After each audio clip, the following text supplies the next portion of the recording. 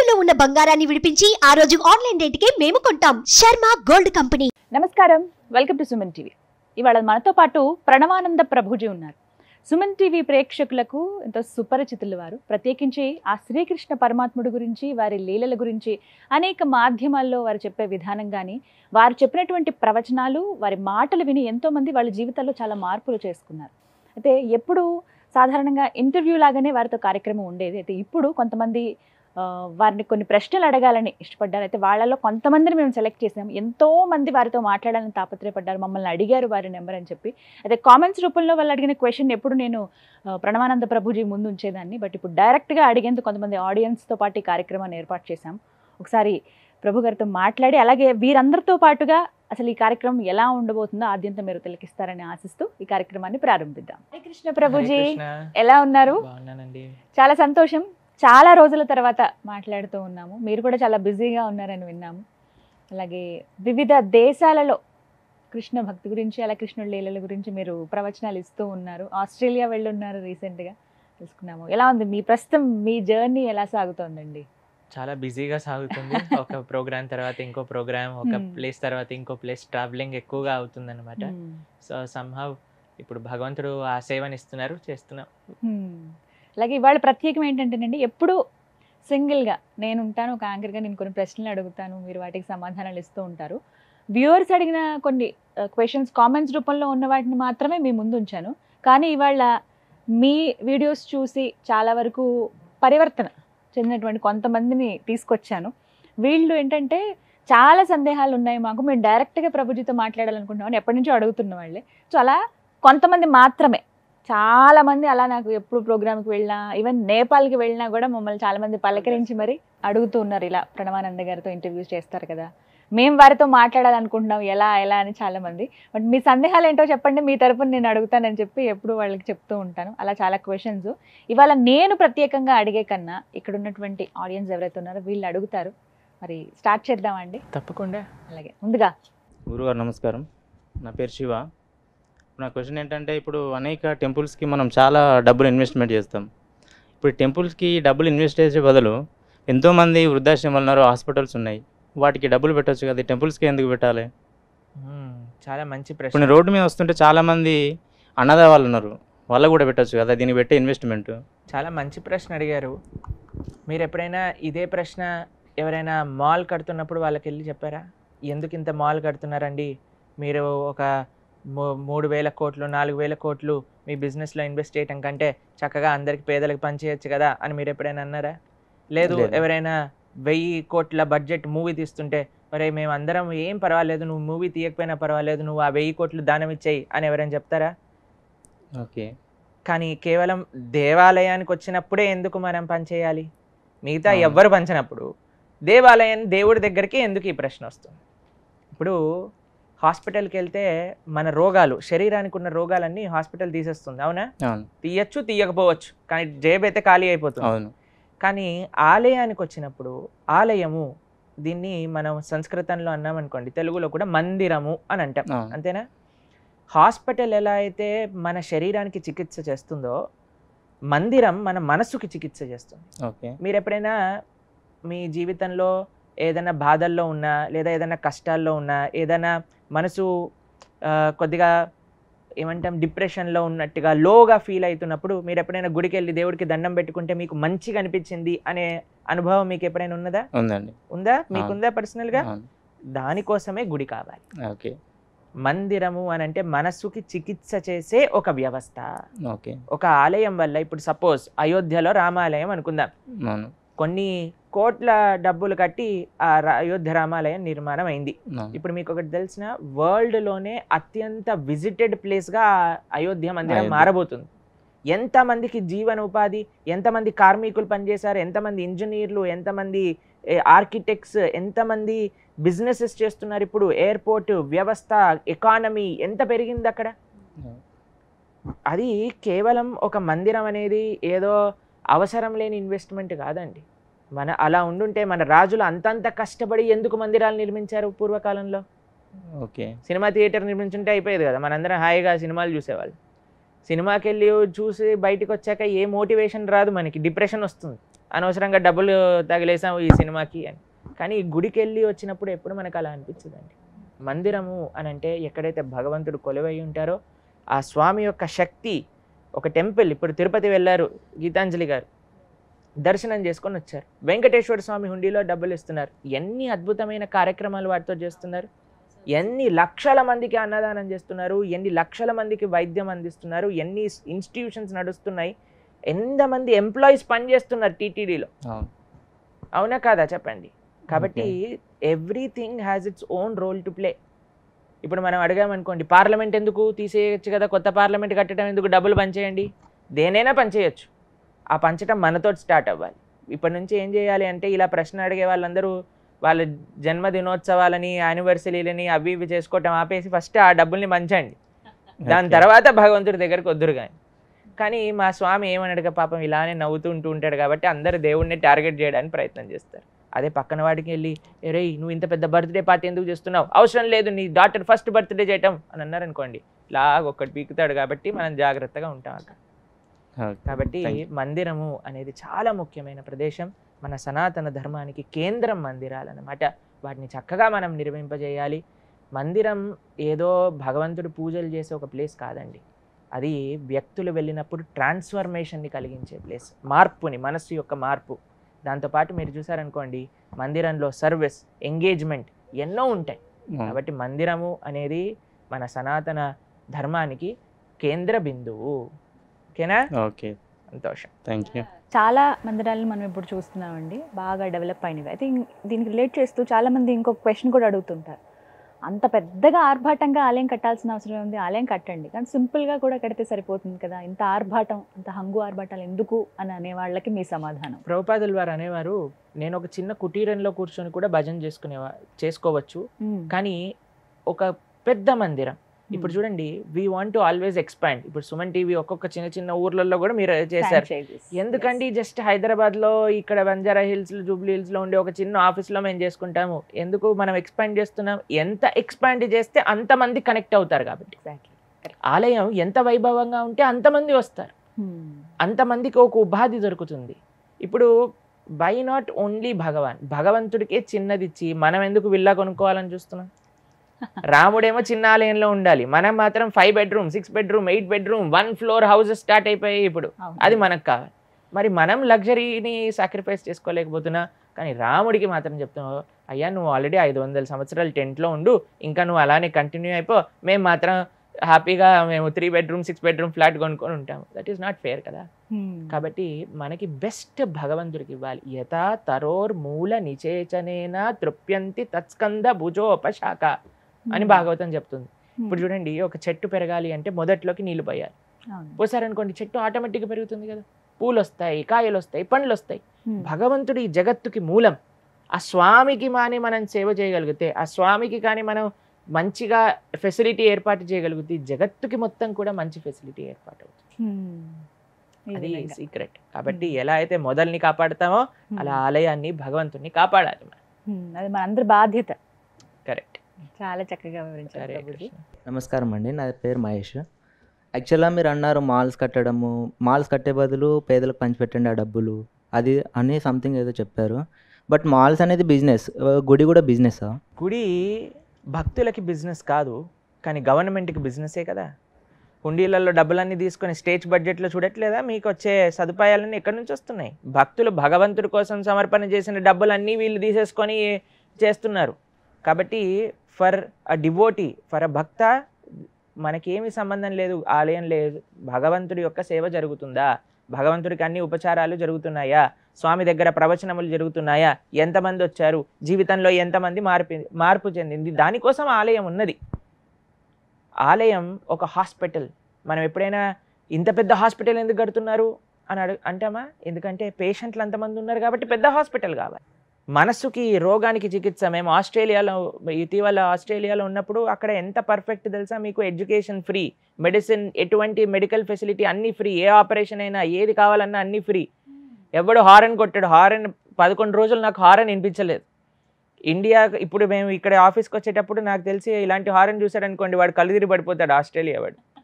అలాంటి అంత బ్రహ్మాండమైన ప్లేస్ ఉంది. మీకు ఒక విషయం తెలుసా, అక్కడ ఒక చిన్న కూరగాయ పైన ఒక చిన్న దెబ్బ తగిలిన తీసి పడేస్తారు. ఒక నల్లటి మార్క్ కూడా ఉండకూడదు. అలాంటి just most fresh and organic మాత్రమే షాపులలో ఉంటాయి. అంత బ్రహ్మాండంగా ఉంది. 75% మెంటల్ హెల్త్ ప్రాబ్లమ్స్ ఉన్నాయట తెలుసా మీకు ఆస్ట్రేలియాలో. అదేంటండి మరి అంత? అదే చెప్తున్నాను, ఎందుకు అంటే ధార్మికత లోపించింది కాబట్టి. అక్కడ ధర్మం లేదు. చాలామంది ఏథీస్ట్స్ అక్కడ, భగవంతుని నమ్మని వాళ్ళు. కాబట్టి ధర్మం అనేది చికిత్సాలయం. అదే ఇందాక మేము చెప్పాము, మీరు గుర్తుంటే మందిరము అని అంటే మనస్సుకి చికిత్స చేసేది. కాబట్టి ఎవరైనా పెద్ద multi speciality hospital, charitable hospital కట్టారు అని అంటే మనం ఏం చేయాలి? అప్రిషియేట్ చేయాలి కదా. అలానే ఇంత గొప్ప మందిరాన్ని కట్టారు అని అంటే అప్రిషియేట్ చేయాలి. ఎంతోమంది పేషెంట్స్ వస్తారు, అక్కడ స్వామి దర్శనం తీసుకుంటారు, సర్వీస్ చేస్తారు, హార్ట్ మైండ్ ట్రాన్స్ఫార్మ్ అయ్యి వెళ్తారు. కాబట్టి ఎంత గొప్ప విషయం. బిజినెస్లా చూస్తున్నారా గుడిని? లేదంటే మీరు అంటున్నారు కదా చికిత్స అంటున్నారు, మరి వెళ్ళినప్పుడు కానుకలు ఎందుకు తీసుకుంటున్నారు? గుడి ఎక్స్పాండేషన్ కోసం కోట్లు పెట్టేసి దాన్ని ఒక రీమోడలింగ్, ఒక డిజైనింగ్గా ఆకట్టుకునే విధంగా ఎందుకు చేస్తున్నారు అదంతా? ఇప్పుడు మనకి ప్రాబ్లం ఉందంటే మనం డైరెక్ట్ వెళ్తున్నాం, డాక్టర్ దగ్గరికి వెళ్తున్నాం, మన ప్రాబ్లం చెప్పుకుంటున్నాం. ఫర్ సపోజ్ దేవుని దగ్గరికి వెళ్తున్నాం మన మనశ్శాంతి కోసం, కానీ మనకైతే ఆన్సర్ వెంటనే అయితే రాదు కదా. అక్కడ డాక్టర్ దగ్గరికి వెళ్తే వెంటనే ఆన్సర్ వచ్చేస్తుంది. గుడి దగ్గరికి వెళ్తే అంత ఈ ఆర్భాటం చూసి, మల్టీ స్పెషల్ హాస్పిటల్కి వెళ్తే కనుక తను అంత ఇంత ఫీజు తీసుకొని వేసేస్తారు. బట్ గుడికి వెళ్తే కనుక మనం కానుక ఇస్తున్నాం, అది ఫీజు లాంటిది ఆ దేవునికి. భగవంతుడు మిమ్మల్ని వచ్చి అడిగారా నాకు కానుకలు వెయ్యి అని? అడగలేదు. కానీ మీరు ఇంత ఆర్భాటంతో చేస్తున్నారు అంటే మీరే అన్నారు కదా, మనము అంటే గుడి నుంచి సొసైటీకి మనీ వెళ్తుంది అంటే ఇవన్నీ వస్తున్నాయని చెప్తున్నారు కదా. సో నేను దాన్ని బట్టి అడుగుతాను. అదే అంటున్నాను. మరి ఇంత దానము, ఇంత ధర్మము, ఇన్ని ఇన్స్టిట్యూషన్స్ జరగాలి అని అంటే దేవుడు సంపాదించేమని ఇవ్వాలా? భక్తులు ప్రేమతో దేవుడికి సమర్పణ చేసే ద్రవ్యాన్ని మనము సమాజ సేవ కోసమని వాడుతున్నాం. కాబట్టి temple is not a business place. అది ఆ వ్యవస్థ. ఇప్పుడు వెంకటేశ్వర స్వామి దగ్గరికి వెళ్ళామనుకోండి, 300 టికెట్ లేదా 10 లక్షల టికెట్ అని పెట్టింది ఏమైనా వెంకటేశ్వర స్వామి వచ్చి ఈవోకి చెప్పాడా నాకు 300 వాళ్ళనే మెయిన్, 1,00,000 వాళ్ళ మెయిన్, 10 లక్షల వాళ్ళ మెయిన్, ఫ్రీగా వచ్చే వాళ్ళందరినీ నేను చూడను అని చెప్పారా? భగవంతుడికి ఏం సంబంధం లేదండి. కానీ ఒక వ్యవస్థ నడవాలి అని అంటే, ఇప్పుడు మనం వీడియో వేస్తాం సుమన్ టీవీలో, ముందు యాడ్ వేస్తామా వేయమా? ఎందుకు వేస్తాం? వాడు రెవెన్యూ కోసం. దాన్ని ఎందుకోసం? దీన్ని ఎక్స్పాండ్ చేయడానికి కోసం, దాని తర్వాత ఇంకా ఇలాంటి కార్యక్రమాలు మరిన్ని చేయడానికి కోసం. మేము ఫస్ట్ టైం సుమన్ టీవీకి వచ్చినప్పుడు కింద ఏదో చిన్న స్టూడియోలో చేసాం, దాని తర్వాత మళ్ళీ ఇంకో భక్తికి స్పెషల్ స్టూడియో, ఇప్పుడు ఇంకా పెద్ద స్టూడియో. ఎందుకు వచ్చింది ఇలాంటి ఆపర్చునిటీస్? డబ్బులు వస్తేనే కదా. డెవలప్మెంట్ అంటే డబ్బులతోటి సంబంధం ఉన్నది కదా. ఆ డబ్బులు ఎవరివి? మనవా? ఆయన లక్ష్మీపతి, ఆయన అనుగ్రహం వల్లనే మనకు వస్తుంది. ఇంతమంది మహారాజులు జైపూర్కి ఎప్పుడైతే రాధా గోవింద్ ఔరంగజేబ్ అనే వ్యక్తి తెలుసు కదా మీకు, ఆయన ఇండియాలో ఉండే ఆలయాలన్నింటినీ ధ్వంసం చేసినాడు. అప్పుడు జైపూర్లో నుంచి ఈ కృష్ణుడి విగ్రహం బృందావనం నుంచి జైపూర్ వెళ్ళినప్పుడు ఆయన ఉండే సొంత ప్యాలెస్ని భగవంతుడి కోసం ఇచ్చేశారు. స్వామి నువ్వు ఇక్కడ ఉండు, మేము మీ యొక్క దాసులము అని పక్కన ఇంకొక ప్రదేశం కట్టుకొని అక్కడికి వెళ్ళారనమాట. అది సనాతన సంస్కృతి అలా ఉండేది. భగవంతుడికి ముఖ్యమైనది. భగవంతుడు అంటే ఎవరు? మనందరినీ సృష్టించినవాడు. ఆయనకి గ్రాటిట్యూడ్ లేకుండా ఇంకా మనం ప్రపంచంలో ఏ మంచి చేసినా ఏంటండి? ఇప్పుడు అమ్మా నాన్నల పట్ల మనకి కృతజ్ఞత ఉండాలా ఉండకూడదా? ఉండాలా పక్కా. Are you sure? మరి భగవంతుడు అమ్మా నాన్నలనే మనకిచ్చారు, మనకి ఆయనకి ఎంత కృతజ్ఞత ఉండాలి? ఆయనని ఎంత ప్రేమగా చూసుకోవాలి? కాబట్టి బిజినెస్ అని అంటే బిజినెస్ మైండ్తో వెళ్ళే వాళ్ళకి అది బిజినెస్గా అనిపిస్తుంది, భక్తితో వెళ్ళే వాళ్ళకి అది ఆలయంగా అనిపిస్తుంది. అలాంటప్పుడు తల్లి తండ్రి దైవం అన్నారు, కానీ దైవం తల్లి తండ్రి అనలేదు కదా. తల్లి తండ్రి గురువు దైవం అన్నారు కదా. అహం బీజ ప్రదాపితః అని భగవద్గీత. మీరు ఎప్పుడైనా గీత అధ్యయనం చేశారా? చదువుతుంటున్నప్పుడు గీతలో భగవంతుడు చెప్పారు, అందరికీ తండ్రిని నేను. అహం బీజ ప్రదాపితః సుహృదం సర్వభూతానాం, I'm the best friend of every living entity అని కృష్ణుడు చెప్పాడు. మన శాస్త్రంలో మాతృదేవో భవ, పితృదేవో భవ, ఆచార్య దేవో భవ, అతిథి దేవో భవ అని అన్నారు కదా. అదే మీరు చెప్తున్నారు కదా, అమ్మా నానే దైవం అన్నారు. ఎందుకు అమ్మా నానే దైవం అన్నారు అని ఎప్పుడైనా మీరు శాస్త్రంలో చదివారా? ఎందుకంటే తల్లి తండ్రులు దైవాన్ని చూపించే వ్యక్తులు కాబట్టి. అమ్మ నాన్నని చూపిస్తుంది, ఇది మీ నాన్న. నాన్న గురువుని చూపిస్తారు, తండ్రి ఈయన నా గురువు, ఈయనని నువ్వు ఆశ్రయించు. గురువు భగవంతుని చూపిస్తారు. అందుకు ఈ లైన్ని రెస్పెక్ట్ ఇస్తూ అలా చెప్పారనమాట. కాబట్టి ఆ రెస్పెక్ట్, ఆ భక్తి, ఆ ప్రేమ అనేది మనకు భగవంతుడి పట్ల ఉండాలి. హరే కృష్ణ. మీ పేరు? సరిత. నమస్కారం గురుగారు. నమస్కారం. ఇప్పుడు మనం దేవుని గురించి మాట్లాడుతున్నాం కదా, చాలామందికి దేవుడు అంటే నమ్మకం లేదు. అలాంటి వాళ్ళకి మీరు ఏ మెసేజ్ ఇస్తారు? దేవుడే లేడు అనే వాళ్ళు కూడా చాలామంది ఉన్నారు, ఫ్రెండ్స్లో ఉన్నారు, ఫ్యామిలీలో ఉన్నారు, చాలామంది వింటుంటాం అసలు దేవుడే లేడు, నేను టెంపుల్కి వెళ్ళను అని ఇలా మాట్లాడే వాళ్ళు చాలా ఉన్నారు సమాజంలో. ఎవరైనా అన్నారనుకోండి, ప్రైమ్ మినిస్టర్ లేడు ఈ దేశానికి, నేను నమ్మను ప్రైమ్ మినిస్టర్ని అని అంటే ఎవరికి ప్రైమ్ మినిస్టర్ని చూపించగలుగుతాం గురుజీ. భగవంతుణ్ణి కూడా చూపించవచ్చు. చూసిన వాళ్ళే భగవంతుడి యొక్క రూపాన్ని వర్ణించారు. కొందరితో ఆర్గ్యుమెంట్ చేయలేవు, చూపించండి ఎక్కడున్నారో చూపించండి అంటారు. అదే వాళ్ళకి చెప్పండి, గాలిని చూపించమని చెప్పండి, బుద్ధిని చూపించమనండి వాళ్ళని. ఉన్నదే నేను నమ్ముతా అని అంటే వాళ్ళ బుద్ధిని చూపించమనండి. చూపించగలుగుతారా ఇంటెలిజెన్స్ని? అంటే లేనట్ట. అన్ని పదార్థాలు చూడంచా? ఇప్పుడు ఎన్ని మైక్రో ఆర్గానిజమ్స్ ఉన్నాయి, మనం చూడొచ్చా? చూడొచ్చు, కానీ దానికి ఒక ప్రాసెస్ ఉంది. ఏంటి ఆ ప్రాసెస్? నీకు టెలిస్కోప్ ఎలా హ్యాండిల్ చేయటమో తెలుసుకోవాలి, దాన్ని ఎలా ఎక్స్పెరిమెంటల్గా నువ్వు ఎలా చూడాలి అనే ఒక సైంటిఫిక్ ప్రాసెస్తో నువ్వు దర్శించగలవు. అలానే భక్తి అనే ప్రాసెస్తో భగవంతుడిని చూడొచ్చు. ప్రేమాంజన చురిత భక్తి విలోచనైన సంత సదైవ హృదయేషు విలోకయంతి. మేము ఇటీవల హై హాస్పిటల్కి వెళ్ళాం అనమాట, మాకు కళ్ళు నొస్తున్నాయి అని. అయితే మేము వెళ్ళినప్పుడు ఆ డాక్టర్ ఒక పరీక్ష చేశారు, ఇలా ఆల్ఫాబెట్స్ దూరం దూరం నుంచి చూపించడం. అప్పుడు నేను ఇది ఇది ఇది అని చెప్పాను. ఒక ప్రదేశం వచ్చేసరికి నాకు క్లియర్గా కనిపించలేదు. అయితే ప్రభుజీ మీకు ఇలా ఉంది, ఈ స్పెక్స్ పెట్టుకుంటే క్లియర్గా కనిపిస్తుంది అని స్పెక్స్ ఇచ్చారు. చూడంగానే వెంటనే నాకు కనిపించింది. అంటే మనకి అక్కడ అక్షరం లేదనా నీ కంటిలో దోషం ఉందనా? మన కంటిలో దోషం ఉంది కాబట్టి మనం స్పెక్స్ పెట్టుకొని చూస్తే కనిపిస్తుంది. కాబట్టి మనం కూడా ఎప్పుడైతే ఆ నమ్మకము అనేది ఇన్వెస్ట్ చేస్తామో, ఇప్పుడు ఫస్ట్ రిటర్న్స్ రావండి, ఫస్ట్ మనం ఇన్వెస్ట్మెంట్ చేయాలి. ఇన్వెస్ట్మెంట్ చేశాక ఎంత ఇన్వెస్ట్మెంట్ చేసాము, ఏ ప్రదేశంలో చేసాం, దాన్ని బట్టి కదా రిజల్ట్ వచ్చేది. కానీ జనాలకి అన్నీ ప్రూవ్ చెయ్యి అని అంటే, ఇప్పుడు ఒక పిల్లవాడు పుట్టాడు అనుకోండి, అమ్మ దగ్గరికి వెళ్ళి అమ్మ నాకు నాన్నెవరు? అయ్యా ఈయన మీ నాన్న. లేదు నేనే టెస్ట్ చేసి కనుక్కుంటా అని అందరిని టెస్ట్ చేశాడు అనుకోండి, డిఎన్ఏ టెస్ట్, వాడు అసలు కనుక్కోగలుగుతాడా? మొత్తం ప్రపంచంలో ఉండే మెన్ అందరినీ డిఎన్ఏ టెస్ట్ చేస్తే అంత టైం ఉంటుందా? అన్నిటికంటే ఈజియెస్ట్ వే ఏంటి? అమ్మ నాన్నెవరు? ఈయన మీ నాన్న. ఓ నాన్నగారు నమస్కారం అండి. That simple. అది సనాతన ధర్మము అని అంటే. కానీ మీరు అన్నట్టుగా కొంతమంది వితండవాదం చేయడానికి వాదిస్తూ ఉంటారు. అటువంటి వాళ్ళు మనసులో ఆల్రెడీ ఇది నేను ఇలానే మాట్లాడుతా అని చెప్పి ఉన్న వాళ్ళు ఉన్నారు కదండి, వాళ్ళని మనం మార్చలేం. మీరు చూడండి, మీరు వినే ఉంటారు, నిద్రపోతున్న వాడిని లేపచ్చు కానీ నిద్రపోతున్నట్టు నటించేవాడిని లేపలేము అని. కాబట్టి కేవలం భగవంతుడు లేడు అన్నంత మాత్రం చేత భగవంతుడు లేకుండా పోడండి. ప్రైమ్ మినిస్టర్ ఎలా అయితే ఉన్నారో ఆయనని ఎలా అయితే ఒక ప్రాసెస్ ద్వారా, ఇప్పుడు ప్రైమ్ మినిస్టర్ని కలవచ్చు, దానికి మేబీ దేర్ పిఎంఓకి వెళ్ళి ఆయనతో ఏం పని ఏంటి అని అన్నీ చెప్తే సరే ఆయన చూడాలి అంటే చూడొచ్చు. అలానే భగవంతుణ్ణి కూడా చూడడానికి ఒక ప్రాసెస్ ఉన్నది, దాన్నే భక్తి అని అంటారు. చాలా ఇయర్స్ నుండి కూడా టెంపుల్స్కి వెళ్ళి ఏదైనా సిచ్యువేషన్లో వాళ్ళకు ప్రాబ్లమ్స్ వచ్చినప్పుడు, అంటే ఎప్పటి నుంచో గుడికి వెళ్ళి టెంపుల్కి వెళ్ళి ఎలా ఉన్నా కానీ ప్రాబ్లమ్స్ వచ్చినప్పుడు కూడా దేవుడు లేడు అని కూడా వాళ్ళ నోటి నుండి కూడా కొన్నిసార్లు వింటాం కదా గురుజీ.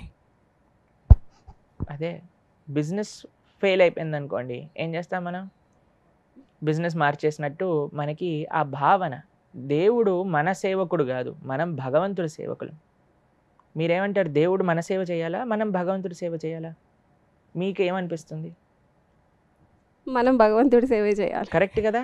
మరి ఆలయానికి వెళ్ళి నాకు ఈ కష్టం వచ్చింది, నువ్వు నాకు ఇది చేయి, నువ్వు నాకు ఇది తీసేయి, నువ్వు నాకు అది చేసేయి అంటే దేవుడికి చెప్తా, ఓయ్ రే ఈ వాటర్ బాటిల్ తెచ్చి నాకు అని అడిగామనుకోండి ఎవరైనా. ఇప్పుడు మీరు నన్ను అనుకోండి, ప్రణవానంద దాస్ ఆ వాటర్ బాటిల్ తీసుకొనిరా అని అంటే నేను తీసుకొచ్చి ఇస్తాను, ఏం పర్వాలేదు. కానీ అడగచ్చా అంటారా మీరు? మనం భగవంతుడి దగ్గరికి వెళ్ళి మనల్ని ఆల్రెడీ ఇంత మంచి మానవ జన్మ ఇచ్చారు, ఇంత మంచి కుటుంబాన్ని ఇచ్చారు, బుద్ధిని ఇచ్చారు ఉపయోగించుకోవడానికి, ఇంత చక్కటి మంచి విషయాలు తెలుసుకునే ఒక ఆపర్చునిటీ ఇచ్చారు, ఇంకా ఏం తక్కువ చేశాడని ఆయన దగ్గరికి వెళ్ళి మళ్ళీ మనం అడుక్కోవాలి చెప్పండి? భగవంతుడికి అన్నీ తెలుసు, ఆయన ఏది చేసినా మన మంచికే చేస్తారు అనే నమ్మకం మనతో ఉండాలి. కానీ కేవలం ఏదో ప్రతిసారి గుడికి వెళ్ళిపోయే వాళ్ళకి పరమ భాగవతోత్తములు భక్తి ఉన్నవాళ్ళు అని చెప్పలేమండి. మాక్సిమం పీపుల్ గుడికి వెళ్ళేది దేవుడితో బిజినెస్ చేయడానికి. అయ్యా నువ్వు నాకు ఇది ఇస్తే నేను నీకు అది ఇస్తా. వెంకటేశ్వర స్వామి చిలుకూరు బాలాజీ తెలుసు కదా మీకు, ఇన్ని ప్రదక్షిణలు చేసి మీరు నాకు వీసా ఇస్తే మళ్ళీ వచ్చి నేను 108 చేస్తాను. మేము ఒకసారి అక్కడికి వెళ్తే అందరూ ఏదో మ్యారథాన్ రేస్ రన్ చేస్తున్నట్టు నడుస్తున్నాయి. ఏంటప్ప ఏంటి వీళ్ళు చేస్తుంది, ఒక పేపర్ పట్టుకొని ఇలా ఇలా ఇలా ఇలా అంటున్నారు అనమాట. ఏంటని చూసేసరికి అక్కడ 108 రాస్తున్నాయి అనమాట. ఇంకొకటిదేమో చిన్న పేపర్ ఉంది. ఏంటి ఇది అంటే, ఇది ఫస్ట్ నేను 11 ప్రదక్షిణలు చేసి వెంకటేశ్వర స్వామితో నాకు వీసా రావాలి అని, వీసా వచ్చాక 108 చేస్తాను. ఏంటి బిజినెస్ చేస్తున్నావా మనం భగవంతుడితో? బిజినెస్ కాదు చేయాల్సింది, భక్తి. కాబట్టి ఎవరైతే ధర్మాన్ని తెలుసుకుంటారో, ఎవరైతే గీతా భాగవతాదుల అధ్యయనం చేస్తారో వాళ్ళకి మాత్రమే తెలుస్తుంది భగవతత్వం అంటే ఏమిటి. నేను మొన్న ఒక వీడియో చూసాను, ఇన్స్టాగ్రామ్ రీల్ నాకు పంపించారండి. ఒక చాలా ఓల్డ్ ఆవిడ పూలో పండ్లు అమ్ముకుంటుంది, పైన క్లాత్ వేసుకుంది అనమాట, ఎర్ర టెండలో కూర్చుంది. ఒక టీవీ యాక్టర్ యాంకర్ వెళ్ళి, నార్త్ ఇండియన్, ఢిల్లీలో అనుకుంటా, నీకేం కావాలి, దేవుడు కనిపిస్తే ఏం అడుగుతావు అని అంది. దుఃఖ చెయ్యే అని అడుగుతా, కష్టాలు కావాలి అని అడుగుతానండి. అయితే క్యూ ఐసా బోల్రే, ఎందుకు అలా అంటున్నావు అని అంటే, కష్టాల్లోనే కదా మనకి దేవుడు గుర్తొచ్చేది, ఆయన నామాన్ని పలికేది. సుఖాలలో ఉంటే నేను విర్రవీగిపోతూ ఉంటాను, నేను ఇది సాధించా, నేను అది చేశా, నేను ఇది చేశా అని. ఒక పండ్లమ్ముకునే ఆవిడకి కూడా అన్నిటికంటే గొప్ప శాస్త్ర రియలైజేషన్స్ ఉన్నాయి. అదే కుంతి మహారాణికి కూడా కృష్ణుడికి అదే ప్రార్థన చేస్తుంది. కృష్ణుడు వెళ్ళిపోతూ అడుగుతాడు, అమ్మ అత్త ఏమైనా చెయ్యనా అని అంటే, ఏం లేదు తండ్రి, చాలా కష్టాలు ఇచ్చావు చిన్నప్పటి నుంచి, ఇంకా కష్టాలు ఇవ్వు. ఎందుకంటే ఇంత కష్టాలలో ఎప్పుడు నేను కృష్ణ కృష్ణ కృష్ణ కృష్ణ అని తలుచుకునేవాడిని, ఇప్పుడు ఇంత ఐశ్వర్యము ఇంత భోగము నాకు ఇచ్చావు, నిన్ను మర్చిపోకూడదు అనే ప్రార్థన చేశాను. కాబట్టి పీపుల్ షుడ్ బి ఎడ్యుకేటెడ్, వాళ్ళకి తెలియజేయాలి భగవంతుడు ఏటీఎం మెషిన్లా వాడుకునే మెషిన్ కాదు. మనం భగవంతుడి సేవ చేయడానికి ఉన్నాం, కానీ భగవంతుడు మన సేవ చేయడానికి పెట్టుకోవద్దు. నమస్తే గురుగారు, నా పేరు వీర్నాథ్. సో అయితే మనము చాలా మన గోమాతను ఎంతో పవిత్రంగా ఆరాధ్యంగా మనం ప్రేమిస్తాం, గౌరవిస్తాం, పూజిస్తాం. అదే సమయంలో వేరే వాళ్ళు వాటిని ఎంతో హింసించి తింటుంటారు. దానికి మీరు ఏం చెప్తారు? మనము గో పరిరక్షణ, సనాతన ధర్మంలో ఉండే ప్రతి ఒక్కళ్ళకి కూడా గో సేవ చేయటము అనేది చాలా ముఖ్యం. గీతాంజలి గారు మా ఆశ్రమానికి వచ్చినప్పుడు చూసారు ఎంత చక్కగా గోశాల ఉన్నది అక్కడ, ఎంత బ్రహ్మాండంగా గోవులకి సేవ జరుగుతుంది అని. అందరికీ నియమంగా, ఎంతమంది వెస్టర్నర్స్ మీరు చూసారు. గీతాంజలి గారు ఉన్నప్పుడు భీమా ప్రభు ఇంకా బృందసఖి మాతాజీ అని వాళ్ళిద్దరు రష్యా నుంచి వచ్చారు. 4 నెలలు మా ఆశ్రమంలో ఉండి కేవలం గోవులకి సేవ చేయడానికి కోసం వస్తారు. 4 నెలలు వాళ్ళ కంపెనీ పనులన్నీ పక్కన పెట్టుకొని. పాశ్చాత్య దేశంలో కూడా ఎంతో ఈ గోసేవ అనేది, కౌ కడ్లింగ్ అనేది ఒకటి స్టార్ట్ అయింది. $500 కడితే ఒక అరగంట సేపు ఆవుని పట్టుకోవచ్చు అన్నమాట. ఇలా ఇవన్నీ మనకి ఒక గో సంరక్షణ చెయ్యాలి అని అంటే ప్రతి ఒక్కళ్ళు కూడా దాంట్లో భాగస్వామ్యం తీసుకోవాలి. మీరు గోశాలకు వెళ్తారా ఎప్పుడైనా? వారానికి ఎన్నిసార్లు వెళ్తారు? వారానికి ఒకసారి వెళ్తాం. ఒకసారి వెళ్తారా? ఇలా ప్రతి ఒక్క సనాతన ధర్మానికి చెందిన వారు వారానికి ఒకసారైనా గోశాలకు వెళ్ళి గోసేవ చేయగలిగితే, గో సంరక్షణ మనకి ముఖ్యము అని చెప్పగలిగితే, గవర్నమెంట్ పైన ప్రెజర్ తెచ్చి గోవధ ఆపించే ప్రయత్నం మనం కానీ చేయగలిగితే అప్పుడు తప్పకుండా రక్షిస్తాం కదండి. కానీ మనకి వీఆర్ నాట్ వరీడ్. ఇప్పుడు ఏదో ఐపీఎల్ నడుస్తుందట, అందరూ ఐపీఎల్ చూడటంలో బిజీగా ఉన్నారా? గోవధ ఎక్కడ జరుగుతుంది, సనాతన ధర్మంలో ఏమవుతుంది, ఎక్కడ విగ్రహాలు పలగొట్టేస్తున్నారు, ఎక్కడ ఆలయాల్లో ఇబ్బంది జరుగుతుంది అనే వాళ్ళు ఎవరైనా ఉన్నారా? సమ్మర్ వస్తే చాలు ఆ డర్టీ ఎంటర్టైన్మెంట్ అన్ని ప్రారంభమే.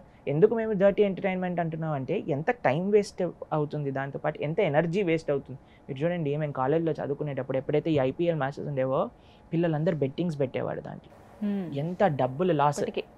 వాళ్ళు ఏం అర్న్ చేయట్లేదు కదా, స్టూడెంట్స్ అంటే ఆ తల్లిదండ్రులు డబ్బులు పెడతారు. దాన్ని రికవర్ చేసుకోవడానికి అబద్ధాలు చెప్పటం, ఇంట్లో దొంగతనాలు చేయటం, బైక్లు అమ్మేసేయటం, ఇంకా పిచ్చి పిచ్చివి ఎన్నో చేసుకుంటూ డ్రగ్స్ వాటికి వీటికి అలవాటు అయిపోవటం. మీరు చెప్పండి, ఒక ఆలయానికి, ఇందాక మనం చెప్పినట్టుగా ఒక ఆలయానికి వెళ్ళి లేదా ఒక ప్రవచనం విని లేదా ఒక భగవన్నామాన్ని చెప్తూ మారు మనసు పొంది మంచిగా జీవితంలో ముందుకెళ్తున్న వారు ఎంతమంది ఉన్నారు? ఎవరైనా క్రికెట్ మ్యాచ్ చూసి జీవితాన్ని మారిపోయిన వాళ్ళు ఉన్నారా మీకు తెలిసిన? ఎవరైనా లేరు స్వామి. సినిమా చూసి జీవితం మొత్తం మారిపోయింది, ఇంకా నా జీవితంలో నేను ధర్మానికి కట్టుబడి ఉంటాను, ఎప్పుడు నిజాయితీగా ఉంటాను అని సినిమా ఏమన్నా ఇన్స్పైర్ చేయగలుగుతుందా మనల్ని?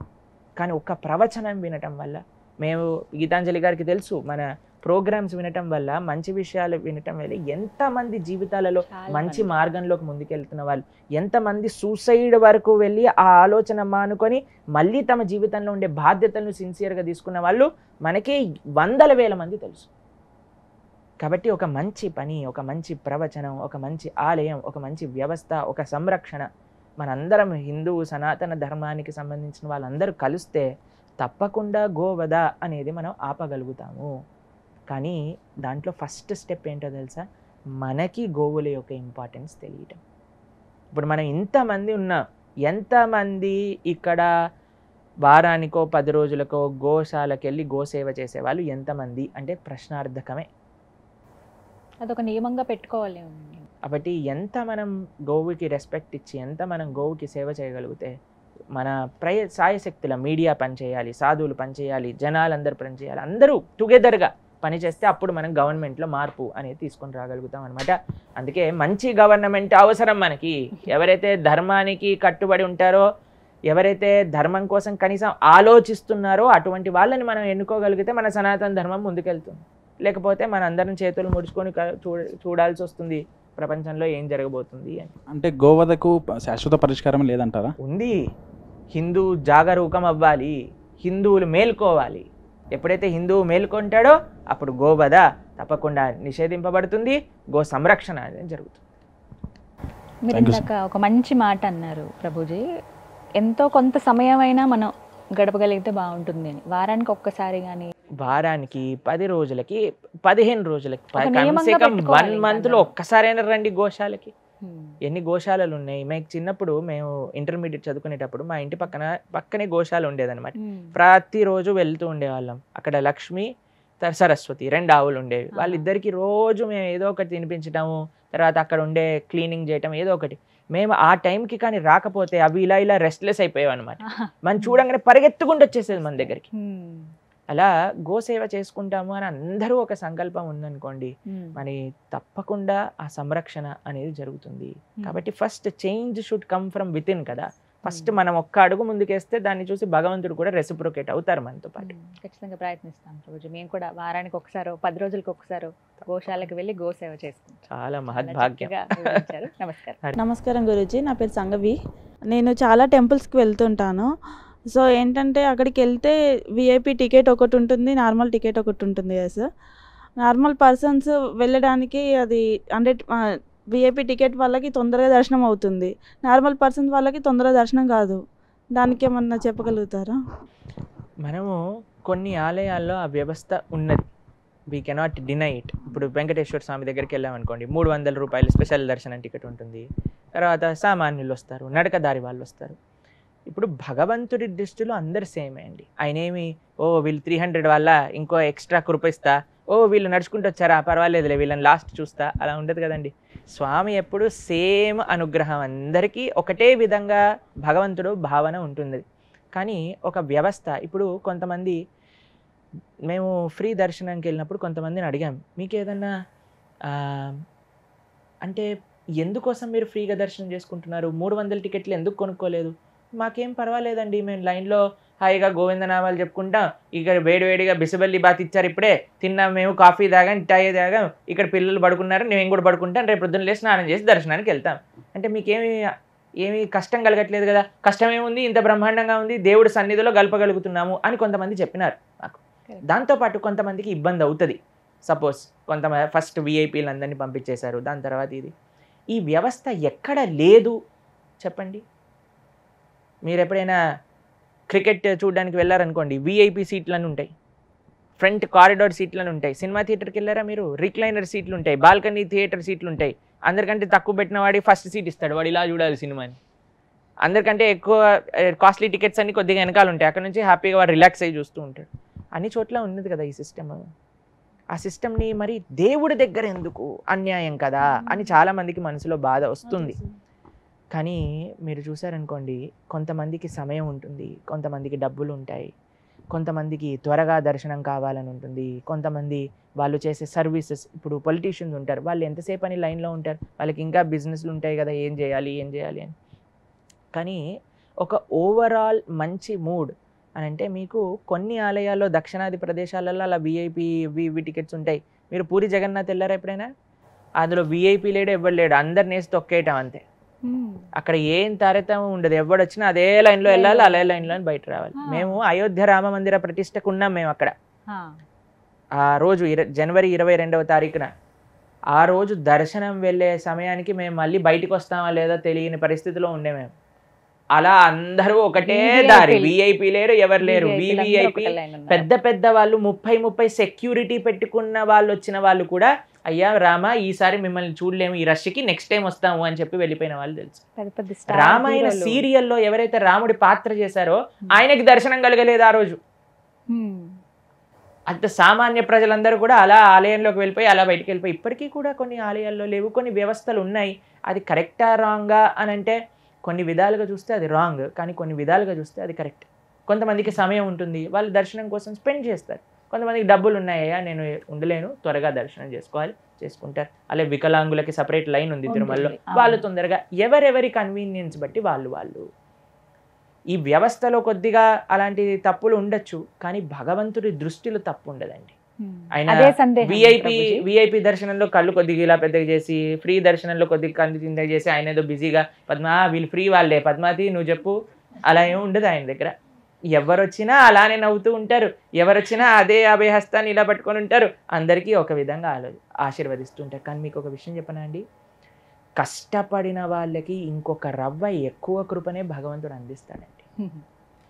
ఇప్పుడు మీకు ఎవరైనా మీ పుట్టినరోజు రోజు ఒకళ్ళు కార్డ్ షాప్లో చాలా ఫ్యాన్సీ గ్రీటింగ్ కార్డు కొని మీకు ఇచ్చారు, కానీ ఒక పిల్లవాడు 5 రోజులు కూర్చొని స్కెచ్ పెన్తో డ్రా చేసి మీ ఫొటోస్ అన్ని కలెక్ట్ చేసి నీట్గా పెట్టి ఫ్లవర్స్ కొనుక్కొని బొకేలా అరేంజ్ చేసి తీసుకొని మీకు ఇచ్చారు. మీరు ఎవరి గిఫ్ట్ చూసి ఇంప్రెస్ అవుతారు? ఎవరైతే కష్టపడ్డారో, ఎవరైతే ఎక్కువ సమయాన్ని వెచ్చించారో, ఎవరైతే ఆ ప్రేమని ఇన్వెస్ట్ చేశారో వాళ్ళపైనే కదా ఎక్కువ గొప్ప చూపించేది, వాళ్ళకినే కదా ఎక్కువ మీకు నచ్చేది. భగవంతుడు కూడా అంతే అండి. ఆ కష్టము ప్రేమగా మారుతుంది. ప్రేమ ఉంటేనే కష్టపడతాం, లేకపోతే ఎందుకు కష్టపడతామండి? కాబట్టి నిజంగా చెప్పాలి అని అంటే వివిఐపి దర్శనం చేసుకునే వాళ్ళకి ఎక్కువ సుకృత, ఫ్రీ దర్శనంలోకి వెళ్ళే వాళ్ళకి ఎక్కువ సుకృత అంటే ఫ్రీ దర్శనంకే ఎక్కువ సుకృతి. ఎందుకు తెలుసా? ఎక్కువసేపు వాళ్ళు ఆ దివ్యక్షేత్రంలో ఉండగలుగుతారు, ఎక్కువ ప్రసాదాన్ని స్వీకరించగలుగుతారు, ఎక్కువ గోవింద నామాన్ని వినగలుగుతారు, ఎక్కువసార్లు గోవింద. ఇప్పుడు టికెట్లు చేసేస్తారు తెలుసు కదా మీకు, తిరుపతిలో ఈ కొద్దిగా రెస్ట్లెస్ అవ్వగానే గోవింద గోవింద గోవింద గట్టిగా అరుస్తారనమాట. తర్వాత మళ్ళీ కొద్దిగా శాంతి అయిపోతుంది, పక్కన వాళ్ళు వెళ్ళిపోగానే మళ్ళీ గట్టిగా అరుస్తారు, మళ్ళీ మెల్లగా అయిపోతుంది. తర్వాత మళ్ళీ మన టర్న్ వచ్చినప్పుడు మళ్ళీ గోవింద, కోపం వచ్చినా గోవింద, బాధ వేసినా గోవింద, ఆనందం వేసినా గోవింద, దగ్గరికి వెళ్తున్నామని గోవింద. ఎంత సుకృతి చెప్పండి. కాబట్టి at the end of the day VVIP వాళ్ళు ఎంతసేపు ఉంటారు? ఒక 10 నిమిషాలు ఉండి పరిగెత్తుకుంటారు. వాళ్ళకి ఎక్కువ అదృష్టమా? ఫ్రీ లైన్లో ఉండి 15, ఇందాక గీతాంజలి గారు చెప్పారు 17 గంటలు పట్టిందట దర్శనానికి అని. 17 గంటలు స్వామివారి గుడి పక్కనే ఉండే అదృష్టం ఎవరికి దక్కుతుందండి? అది మాత్రం నిజం అండి. కాబట్టి మనము ప్రపంచాన్ని ఏ దృష్టితో చూస్తే మనకు అలా కనిపిస్తుంది. యద్భావం తద్భవతి.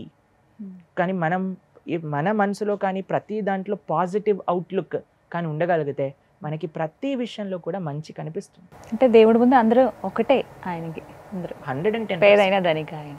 మనకి ఉండుండొచ్చు మనం విఐపికి వెళ్ళాలి, ఇలా వెళ్ళాలి, లేదా ఫ్రీ దర్శనంకి వెళ్ళాలి. కొంతమంది సర్వదర్శనంకి మేము వెళ్ళామండి, నడకదారిలో వెళ్ళాం తిరుపతి, సర్వదర్శనానికి వెళ్ళాం. కొంతమంది నన్ను అడిగిన ప్రశ్న ఏంటంటే, మీరు ఇలా ఫలానా కదండి సుమన్ టీవీ అని, మీకు విఐపి దర్శనం ఉంటుంది కదా, మీరు సర్వదర్శనంకి ఎందుకు వచ్చారు అని చాలామంది ప్రశ్న వేశారు నన్ను. నాకు సర్వదర్శనంలో వెళ్తేనే ఆనందం, ఎక్కువసేపు ఉండగలుగుతాను అనేది. చూసారా? కాబట్టి ప్రతి ఒక్క వ్యవస్థకి కూడా దాని మంచి దాని చెడు ఉంటుంది, కానీ మనం మంచిని చూడాలి, చెడుని సంస్కరించే ప్రయత్నము ఆ శక్తి కలిగిన వాళ్ళమైతే సంస్కరించవచ్చు. అణువణువున భక్తి అయితే కనిపించింది నాకు, ప్రతి క్షణం ఆ స్వామి నామం చెప్పి. మనకేమొచ్చింది అన్ని గంటలు ఉండటం వల్ల అని అంటే మంచి జరిగింది ఒక విధంగా. కాబట్టి ప్రతి దాంట్లో మనం మంచిని వెతకటం ప్రారంభం చేయాలి. కాబట్టి వ్యవస్థని మార్చలేము, ఆ వ్యవస్థలో ఎలా మనం మంచిగా భగవంతుణ్ణి సేవించుకోవచ్చు, అది మన ఫోకస్ ఉంటుంది. చక్కగా చెప్పారు గురుజీ. హరే మీ పేరు, మీ క్వశ్చన్ చెప్పండి. నమస్కారం గురుజీ. నమస్కారం. ఇప్పుడు ఎలక్షన్స్ టైం కాబట్టి యూత్ ఎందుకు ఓటేయాలి, ఏం చూసి ఓటేయాలి? చాలా మంచి ఇంపార్టెంట్ టైమ్లీ క్వశ్చన్ ఇది. ఇప్పుడు ఎన్నికలు రాబోతున్నాయి, భారత భూమి ఎవరి చేతిలో ఉండాలి అని ఒక విధంగా నిశ్చయిస్తూ ఉన్నాం అనమాట. కానీ మేము విన్నది మాకు ఎంతవరకు కరెక్టో తెలియదు, కానీ యూత్ ఓట్ అయ్యే స్టాటిస్టిక్స్ చాలా తక్కువ ఉన్నాయట. కానీ ఇప్పుడు మీరు వినే ఉంటారు, ఈరోజు ఎవరైతే యూత్ ఉన్నారో వాళ్ళు రేపటి రెస్పాన్సిబుల్ సిటిజన్స్ అని. కాబట్టి ప్రతి ఒక్కళ్ళు వాళ్ళ ఓటు హక్కును వినియోగించుకోవాలి. మరి ఎవరికి ఓటేయాలి? ఎవరైతే దేశానికి ప్రాధాన్యత ఇస్తారో, ఎవరైతే ధర్మానికి ప్రాధాన్యత ఇస్తారో, ఎవరైతే భారతదేశం ఔన్నత్యం కోసం భారతదేశం ముందుకెళ్ళడానికి ప్రయత్నం చేస్తారో అటువంటి వాళ్ళకి ఓటేయాలి. ఎవరికైతే history of corruption and scams and ఏమంటాం వాళ్ళ ఫ్యామిలీ పరివారవాద్ అని అంటారు చూడండి, అలాంటివి ఉన్న వాళ్ళ దగ్గర నుంచి దూరంగా ఉండాలి. ఎందుకంటే మన దేశం ముఖ్యం కదా. దేశం అంటే ప్రజలు, ప్రజలు అంటే ధర్మం. మీరు వినే ఉంటారు కదా, దేశం అంటే మట్టి కాదో, దేశం అంటే మనుషులు. మనుషులు భారతదేశంలో ఉండే మనుషులకి ఏంటి ప్రాధాన్యత? ఎందుకు ప్రపంచం అంతా భారతదేశానికి వస్తుందో తెలుసా మీకు? ఇక్కడ ఉండే ఆధ్యాత్మిక సంపద కోసము. కాబట్టి ఆ ధర్మాన్ని సంరక్షించే వాళ్ళు ఎవరైనా సరే, we are not a party favourable people, but we are dharma favourable people. ఎవరైతే ఈ ధర్మ కోసం మేము నిలబడతాము, ఈ ధర్మ సంరక్షణ కోసం మేము ఉన్నాము అని చెప్పే వాళ్ళని మనం ఆ సీట్లో కూర్చోబెట్టాలన్నమాట. అంటే ఇవన్నీ ఇంటర్లింక్డ్గా ఉంటాయండి. రాజకీయం, రాజకీయ నాయకులు, సనాతన ధర్మం 110%. రాజుకి చాలా రెస్పాన్సిబిలిటీ ఉంది ప్రజల్ని ఒక మంచి మార్గంలోకి తీసుకెళ్ళడానికి. ఇప్పుడు మరి ఎగ్జాంపుల్ చెప్తాను, మన ప్రధానమంత్రి నరేంద్ర మోదీ గారు ఉన్నారు. ఆయన ప్రొద్దునపూట 5 గంటలకు వెళ్ళేసి చక్కగా వ్యాయామం చేసి యోగాసనాలు చేస్తూ ప్రొద్దున నుంచి రాత్రి 10 గంటల వరకు పనిచేస్తారట ఆయన. ఎంత నిష్ట! మేము ఇంతకుముందు ఎవరైనా మాకు అంటే కొన్ని సంవత్సరాల ముందు ఏం చెప్పేవాళ్ళం అంటే, ప్రభుజీ మేము రాలేం ప్రభుజీ టెంపుల్కి, బిజీగా అని అంటే మేము అనేవాళ్ళం, ఏమన్నా ప్రైమ్ మినిస్టర్వా నువ్వు అని అనేవాళ్ళం అనమాట. కానీ ఇప్పుడు మన ప్రైమ్ మినిస్టర్ని చూసాను అనుకోండి, ఎప్పుడు ఏదో ఒక గుళ్ళో కనిపిస్తూ ఉంటాడు. రామేశ్వరం తర్వాత నాసిక్, నాసిక్ తర్వాత శ్రీరంగం, శ్రీరంగం తర్వాత గురువాయూర్. ప్రైమ్ మినిస్టర్ వెళ్ళినప్పుడు మనకెందుకు వెళ్ళలేము చెప్పండి? Prime minister also has time to go to temple and visit. ఎప్పుడు ఏదో ఒక ఆధ్యాత్మిక కార్యక్రమంలో చూస్తుంటాం మనం నరేంద్ర మోదీ గారిని, మీరు చూస్తుంటే. కాబట్టి ఎవరైతే ధర్మం పట్ల, ఎవరైతే దేశం పట్ల ఒక కర్తవ్య నిష్ఠ పెట్టుకుంటారో ఇంకా ఏది కాదండి. ఒకసారి ఒక ఊరికట ఒక ఎలక్షన్లో నించున్న క్యాండిడేట్ వచ్చారట, నాకు ఓటేయండి అని అన్నారట. అయితే వీళ్ళు అన్నారు, అయ్యా మేము లాస్ట్ టైము ఓటేయమని చెప్పావు, వేసాం, మళ్ళీ ఇంకోసారి ఓటేయమన్నావు, వేసాం, మూడోసారి ఇప్పుడు వచ్చి అడుగుతున్నావు, కానీ నా ఊరికి ఏం చేయలేదు, నువ్వు ఎందుకు వేయాలి నీకు అని అన్నారట. అయితే ఈ పొలిటీషియన్ అన్నారట, ఫస్ట్ టైం మీరు నాకు ఓటేసినప్పుడు నాకు ఎంతైతే డబ్బులు కావాలో అంత సంపాదించి పెట్టుకున్నా, రెండోసారి మీరు నాకు ఓటేయడానికి ఎప్పుడైతే వచ్చారో, ముందుకు ఓటేసి గెలిపించారో, నా బంధు మిత్ర పరివారానికి ఎంతైతే డబ్బులు కావాలో అన్ని సంపాదించి పెట్టాను, మూడోసారి మీరు నాకు ఓటేశారనుకోండి మీ గురించి ఆలోచిస్తాను, లేదా నన్ను కాకుండా వేరే వాడిని ఓటేశారనుకోండి వాడు కూడా ఫస్ట్ టర్మ్లో వాడి గురించి ఆలోచించుకుంటాడు, సెకండ్ టర్మ్లో వాళ్ళ కుటుంబం కోసం ఆలోచిస్తాడు, మళ్ళీ థర్డ్ టర్మ్లో మీ గురించి ఆలోచిస్తారు. ఇంత లాంగ్ ప్రాసెస్ కావాలా మీకు, నాకు ఓటేస్తారంటే అయ్యా మీకే ఓటేస్తామని చెప్పారు. కాబట్టి అలా స్వార్థం కోసం, వ్యక్తిగత విషయాల కోసం ఎవరైతే, ఇట్స్ వెరీ ఆబ్వియస్, అందరికీ తెలిసిపోతుంది ఎవరికి దేశం ముఖ్యము, ఎవరికి యొక్క సొంత జేబులు నిండటం ముఖ్యము అని. ప్రతి ఒక్కళ్ళకి media is not hidden from anybody. కాబట్టి యూత్ ఎవరైతే, నేను చెప్తాను ప్రతి ఒక్కళ్ళకి ఓటు హక్కు ఉన్న వాళ్ళందరూ తప్పకుండా ఓటేయాలి. మేము మా ప్రోగ్రామ్ స్కెడ్యూల్లలో 13th కావాల్సుకొని బ్రేక్ ఇచ్చి కొన్ని 100 కిలోమీటర్లు ప్రయాణం చేసి హైదరాబాద్ వచ్చి ఓటేసి మళ్ళీ మేము వెళ్ళాలి అక్కడికి, జస్ట్ ఓట్ వేయడానికి కోసమే వస్తున్నాం అనమాట. ఎందుకనంటే ఒక ఎగ్జాంపుల్ అందరికీ చూపించాలి, బాధ్యత మనందరికీ. కాబట్టి ఎవరైతే ధర్మం కోసం, దేశం కోసం, దేశ ప్రజల కోసం పనిచేస్తారో వాళ్ళకి మాత్రమే మన ఓటు. అదే మన ఆయుధం. మేము ఒక దగ్గర చెప్తున్నాం అనమాట, ఎలా అయితే భగవంతుడికి పూలు సమర్పణ చేస్తాం, మంచి మంచి పూలు తీసుకొని భగవంతుడికి పాదాల దగ్గర పెడతాం, అవునా కదా? అలానే ఈ భరత భూమికి మనం ఇచ్చే పుష్పార్చనే మనం వేసే ఓటు. చక్కగా మనం కానీ కరెక్ట్ అయిన ఎవరైతే భారతమాతను సంరక్షించే కర్తవ్యము, సంకల్పం ఉందో వాళ్ళకి మనం ఓటేయాలి. సరేనా ప్రభుజీ? మరొక ప్రశ్న గురుగారు, ఇక్కడ ఇప్పుడు మనం 2024th ఇయర్లో ఉన్నాం. ఇప్పటికీ అక్కడక్కడ గ్రామాల్లో కానీ కొన్ని ప్లేస్లో కానీ బలిదానం ఇస్తేనే విజయం జరుగుతుంది, విజయం వైపు వెళ్ళగలము, అనేది ఒకటి ఉంది. ఇంకోటి ఏంటంటే అక్కడక్కడ భూతాలు దయ్యాలు విడిపించేది, ప్రజల మూఢనమ్మకాలతో చాలామంది ఆడుకుంటున్నారు, వాళ్ళ దగ్గర నుండి ధనం తీసుకుంటున్నారు, వాళ్ళకి ఏదేదో మాయమాటలు చెప్తున్నారు, ఇలాంటివన్నీ చాలా జరుగుతున్నాయి ఇప్పటికీ. సో దీని గురించి మీరేం చెప్తారు? మీరు కొన్ని ఆరాధనల్లో మనకి బలి అని మీరు వినే ఉంటారు. చాలామంది మమ్మల్ని అడుగుతారు, ప్రభుజీ బలి కరెక్టేనా ఇవ్వటము, అది నిజంగా పూజ అని అనుకుంటే మీరు చూడండి, అమ్మవారిని ఏమంటారు? జగదంబిక, అమ్మవారు అని అంటాం. అమ్మ అని అంటే తల్లి. ఏ తల్లి అయినా తన ముందు తన బిడ్డల్ని హింసిస్తుంటే చూడగలిగిన స్వభావం కలిగి ఉంటారా చెప్పండి? అమ్మవారిని జగన్మాత అని అంటారు, మీరు వినే ఉంటారు కదా. జగన్మాత అయినప్పుడు ఆ పశువుకు కూడా ఆవిడే తల్లి కదా. మరి ఆవిడ ముందు తన బిడ్డని కోసేస్తూ ఉంటే మంచి పని చేసావు, ఈ బిడ్డని కోసేసావు కాబట్టి నీకు కావాల్సింది ఇస్తా అని అనే అంత హార్టెడ్ భగవంతుడికి ఉంటుందంటారా మీరు? కాదు కదా. కాబట్టి బలి అనేది ఎప్పుడు ఎక్కడ కూడా మన సనాతన ధర్మంలో చెప్పలేదు. కాబట్టి బలి ఇవ్వటము అనేది చేయకూడదు. ఆరాధన ఎప్పుడైనా సాత్వికంగా ఉండాలి. సాత్విక ఆరాధన అంటే ఏంటో తెలుసా? పూలతో, పుష్పాలతో, తులసితో, పాలుతో, నైవేద్యములతో ఉండాలి. కానీ బలి అనేది ఎప్పుడూ ఎవ్వరికీ ఇష్టం ఉండదు. మీరు చెప్పండి, మీరు ఇలా ప్రాణిని కోసేస్తూ అది గిలగిల కొట్టుకుంటూ రక్తం బయటకు వస్తే అంతా ఆ పెయిన్లో అమ్మవారి లోపల కూర్చుంది, ఎంత బాగుంది, ఎంత మంచి పని చేసావు అని అంటారా? అనగలిగితే ఆవిడ అమ్మవారు అవుతారా? కాదు కదా. కాబట్టి చక్కగా మనం సాత్విక ఆరాధన అనేది చేయాలి. భక్తి మనస్సుకి ప్రధానం అన్నమాట. ఆ మనస్సుని మనం ఎంత సాత్వికంగా తెలుపుకోగలిగితే అంత మంచి ఫలితం మనకు వస్తుంది.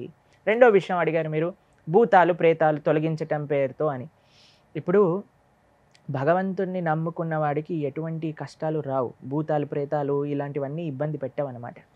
అందుకే మనకి తెలుస్తుంది, ఎవరైనా ఇలాంటి శక్తులు కానీ లేదా ఈ దయ్యాలు భూతాలు కానీ ఎక్కడైనా గ్రసిస్తూ ఉన్నాయి అని అనుకుంటే అక్కడ మనం ఎక్కడైతే భగవంతుడి యొక్క నామ సంకీర్తన జరుగుతుందో, ఎక్కడైతే ప్రతిరోజు మన పూజా మందిరంలో దీపం పెడతామో, పూజా పునస్కారాలు ఉంటాయి, అక్కడ ఎప్పుడూ దయ్యాలు రావండి. తెలిసిన దయ్యాలు చెప్తారు ఎవరిని ఎఫెక్ట్ చేస్తుంది అని అంటే ఎవరి కాన్షియస్నెస్కి లో అయిపోతుందో.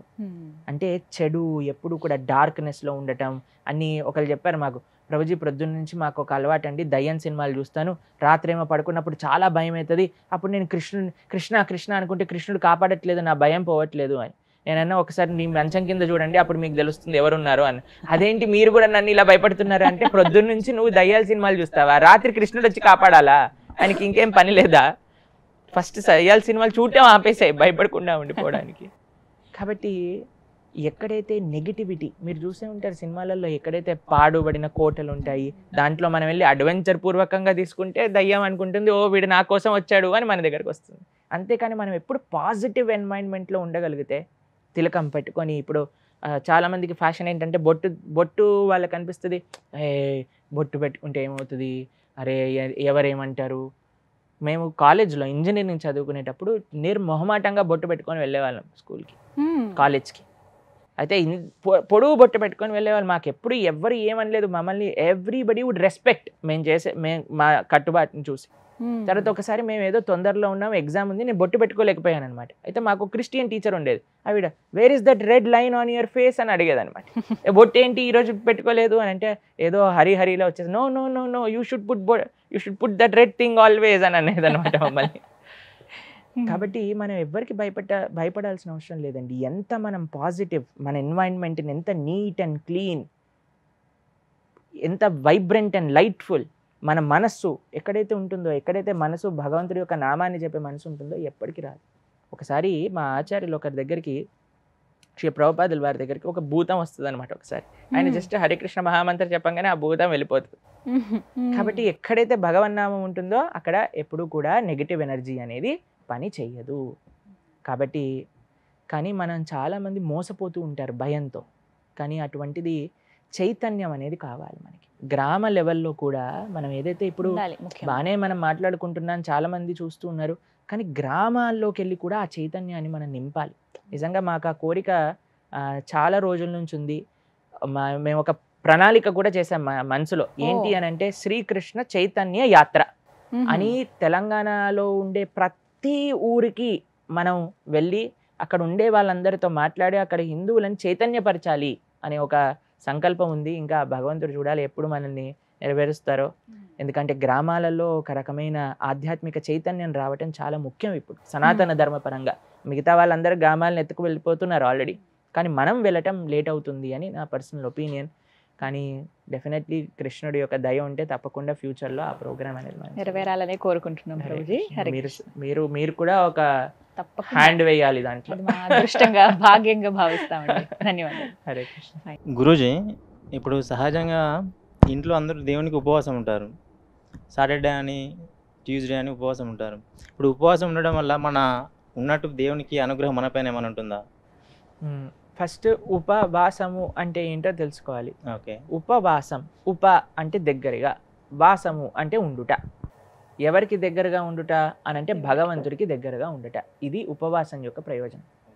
మరి తిండి ఎందుకు మానేయాలి అని చెప్పారు అని అంటే, మీరు చూడండి ప్రొద్దున లేవంగానే ఏం టిఫిన్ ఈరోజు అనగానే పాపం ముందు రోజు రాత్రి నుంచి ఇడ్లీ పిండి రుబ్బి ఆ ఇడ్లీ పిండిని తీసి దాన్ని ఫ్రిడ్జ్లో పెట్టి ఈరోజు ఇడ్లీ ఒకటేనా, చట్నీ సాంబార్ లేదా, చట్నీ సాంబార్ కూడా చేస్తున్నా, చట్నీ చేసి సాంబార్ చేసి, కారపొడి లేదా, కారపొడి కూడా తెచ్చి 10 ఇడ్లీలు తినేసాక తర్వాత నెక్స్ట్ క్వశ్చన్ ఏముంటుంది, మధ్యాహ్నానికి ఏం వండుతున్నావు, మధ్యాహ్నానికి ఇదండి, మళ్ళీ కూరగాయలు తెచ్చుకోవటం, కట్ చేయటం, వండటం, మళ్ళీ పెట్టడం, తినంగానే ఏమొస్తుంది, కొద్దిసేపు పడుకొని వస్తాను అని పడుకోవటం, మళ్ళీ సాయంత్రం పూట లేసాం కానీ చాయ్ కావాలి, బజ్జీలు కావాలి, అవి కూడా తింటాం, మళ్ళీ డిన్నర్ ఏంటి, డిన్నర్ చేస్తాం, పడుకో.